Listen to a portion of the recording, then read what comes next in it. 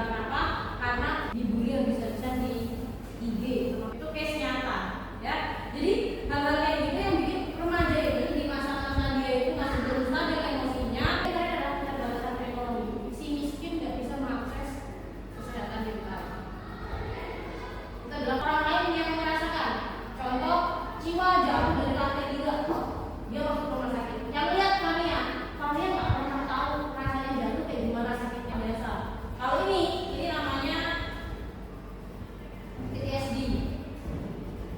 Biasanya dirasakan sama obat KDRT. Kalau ada bapak atau ibunya yang suka mukul, tapi hampir setiap hari dipukul, itu bikin kita jadi takut sama orang yang akan. Itu contoh. Trauma bisa dari bully, konflik keluarga, kehilangan, tekanan sosial. There are moments in life that test us. They challenge our understanding of the world and our sense of safety. Natural disasters, accidents, violence. These events can come from nowhere, although they have always been part of our life. Trauma comes in many forms. It affects thousands of Australians every day. People from all walks of life. The ripple effects of trauma impact everyone.